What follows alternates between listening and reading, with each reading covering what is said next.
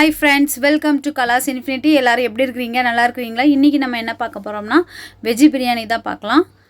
நான் எப்படி செய்கிறேங்கிறத பார்க்கலாம் வாங்க. அதுக்கு முன்னாடி நம்மளோட சேனலை சப்ஸ்கிரைப் பண்ணாதவங்க ப்ளீஸ் சப்ஸ்கிரைப் பண்ணுங்கள். பக்கத்தில் இருக்க பெல் ஐக்கானையும் கிளிக் பண்ணிக்கோங்க. வாங்க இப்போ நம்ம வீடியோக்குள்ளே போயிடலாம். 5 லிட்டர் குக்கர் எடுத்திருக்கேன். அதில் தேங்காய் எண்ணெய் விட்டுருக்குறேன். அதில் பிரியாணி இலை, லவங்கம், ஏலக்காய் எல்லாம் அந்த மாதிரி ஸ்பைசஸ்லாம் சேர்த்துக்கிட்டேன்.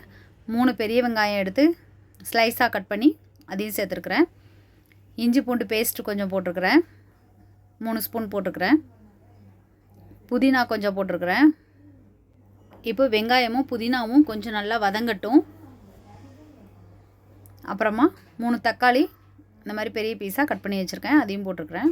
மீல் மேக்கர் வந்து சுடுதண்ணியில் ஒரு 10 நிமிஷம் ஊற வச்சுட்டு இப்போ இஞ்சி எடுத்துக்கிட்டேன். கேரட்டு, பீன்ஸு, உருளைக்கிழங்கு, பட்டாணி இதெல்லாம் போட்டிருக்கிறேன். நம்ம இன்னும் என்னென்ன வெஜிடபிள்ஸ் வேணாலும் சேர்த்துக்கலாம். இப்போ வந்து மீல் மேக்கர் சேர்த்துருக்குறேன். இது காய்கறியெல்லாம் வேகிறதுக்கு இப்போ கொஞ்சம் தேவையான அளவு உப்பு போட்டுக்கிறேன். இப்போ மஞ்சள் தூள், காரத்துக்கு தகுந்த மாதிரி மிளகாத்தூள், தனி மிளகாத்தூள், தனியா பவுடரும் சைடு போட்டிருக்கிறேன்.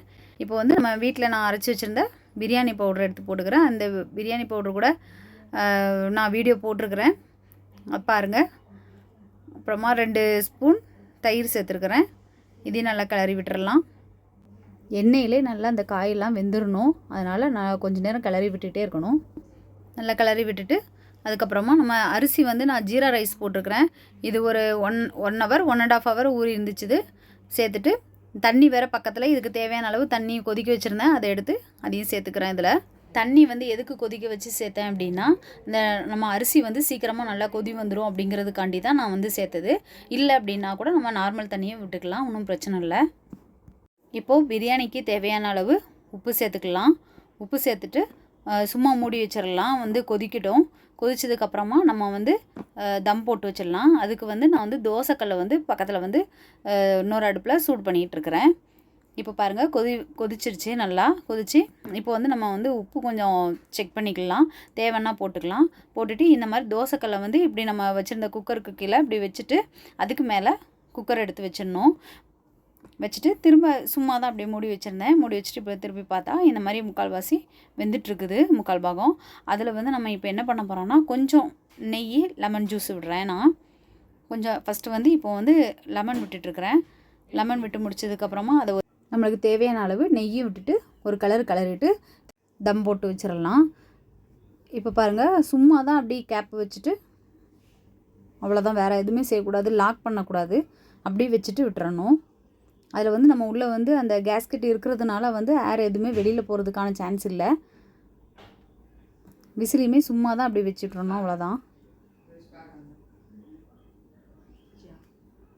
சிம்மில் வச்சுக்கலாம் ஸ்டவ் வந்து.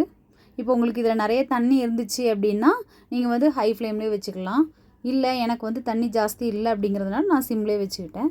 இப்போ நம்மளோட பிரியாணி ரெடி ஆகிடுச்சு. இப்போ நம்ம வந்து அதை கிளறி பார்க்கலாம். பாருங்கள், சூப்பராக ரெடி ஆகிடுச்சு நம்மளோட பிரியாணி.